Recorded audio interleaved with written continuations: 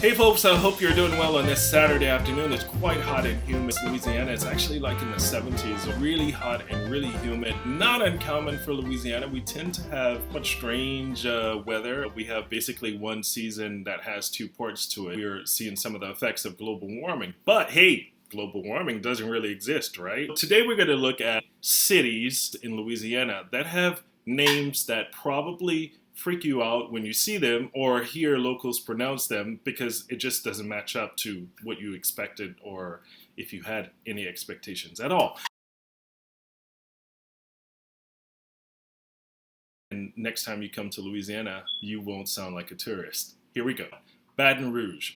Baton Rouge. Baton Rouge is the capital of Louisiana. It's actually the fourth. The pronunciation of the city, locals tend to pronounce it Baton Rouge or Baton Rouge. Bridge. Now the Bro comes from a surname. It's a family name. It's quite common, used all over southwest Louisiana. The family was situated there in what is now Bridge, and there was actually a bridge that was built over the Bayou Teche there, and this is how it got the name Bridge. So don't pronounce it Brooks or Brooks or Briox or anything else. Bridge. Chalmette. Chalmette is located south of New Orleans. Like Bridge comes from a surname. Actually, it comes from a particule. Particule are additions, appendages that were added to the back of a family name. We ended up with the town that has only the particule ending of the surname.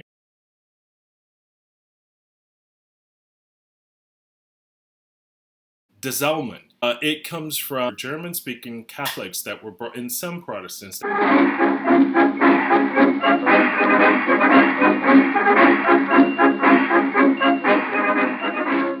that were brought over in 1721. They were offered perks to settle and develop the area in this part of southwest Louisiana. That area became known as La Côte des Allemands, the German coast. Over time, this particular area of La Côte des Allemands just became known as des Allemands. That's the history behind it. But we don't say that in Louisiana English in that way. We actually just say Desalmon. Houma. Houma is the name of a Native American population in South Louisiana. It's a town that's located south of Lafayette. It's in Terrebonne Parish and very close to the Gulf of Mexico. But you probably have heard in recent years something about the Native American United Houma Nation, who historically live along the Louisiana coast, and in particular in Terrebonne and Lafourche parishes. And due to weather changes and also oil field stuff happening in the Gulf of Mexico, the Louisiana coastline has been shrinking.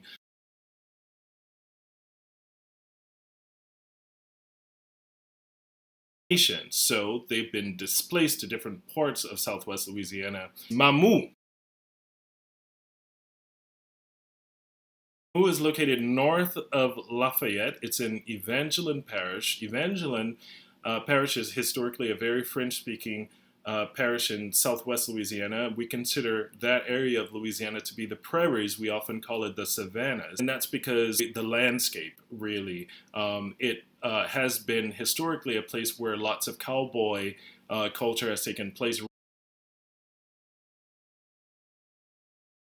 You probably have never heard about it. The word itself comes from a Native American word, Natchitoches. Natchitoches is located in northwest Louisiana. It's the parish seat of Natchitoches Parish. So the parish and the parish seat. That was hard to pronounce. Parish seat. Both have the same name. It's actually the name of a Native American nation. This nation. Now you're probably wondering, okay, what's up with the spelling? Well, the spelling is reflective of Gallicization of the actual name of the Native American population. Now the pronunciation in English is reflective of Anglicization, Americanization, but in Louisiana French and also in Cotivini, we pronounce it Natchitoches. Natchitoches, you probably have not heard of, or actually maybe you have. Lolita Tatamy had a very famous novel that made Oprah's book club, Cane River. And that was published quite a number of years ago, and it spoke about Louisiana Creole culture and also the Americanization of the region. Natchitoches. New Iberia. Now, anyone who knows European history probably recognizes Iberia.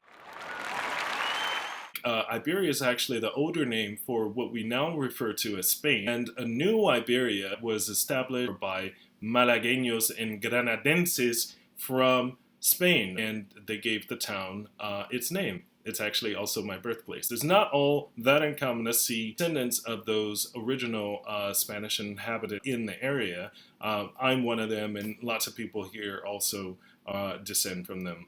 New Iberia. New Orleans. No one here says Nolans. No one. That does not come from here. We say New Orleans, New Orleans, New Orleans. We say New Orleans or New Orleans. Opelousas.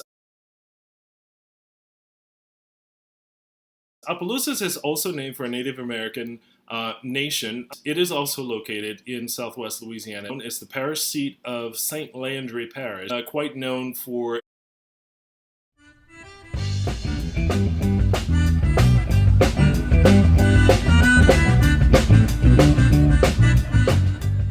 lots of grazing there. Cowboy culture actually in Louisiana really emerges in St. Landry Parish, Opelousas area, and a few other surrounding parishes early on in the French period. Before John Wayne and Hollywood reels existed, there were actual cowboys of color in Opelousas in the other regions. Plaquemine. Plaquemine is the parish seat of Iberville Parish. It's located on the Mississippi River just north of New Orleans, actually between Baton Rouge and New Orleans, closer to Baton Rouge though. Plaquemine is the way that we say persimmon, the fruit persimmon.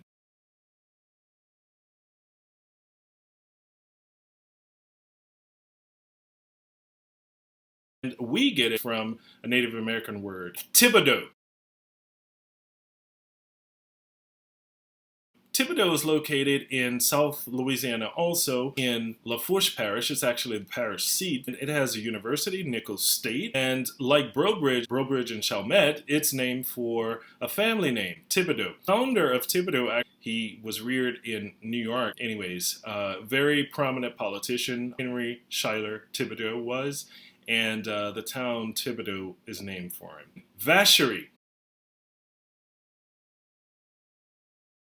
Vacherie is also located on the Mississippi River between New Orleans and Baton Rouge. The word itself is the way that we, Louisiana French, and also in Cotivini, say ranch. We have our own word for ranch. If you know French, you can probably pick out how that is. Because the first part of it, the first 5 letters, C-A-C-H-E, vache is the way that we say cow. In eri, the ending of it is typically added to the ends of words when we want to create like a place name. By the way, if you've ever visited Laura Plantation, would be in the Vacherie area.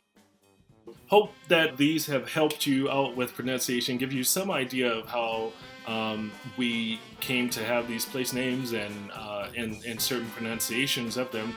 And next time you come to Louisiana, you won't sound too much like a tourist. You'll sound like a local, and people won't like freak out when they see you. Anyways, hope you guys are doing well. Thank you for your support, and come back and view our videos again very soon. Hit the subscribe button now.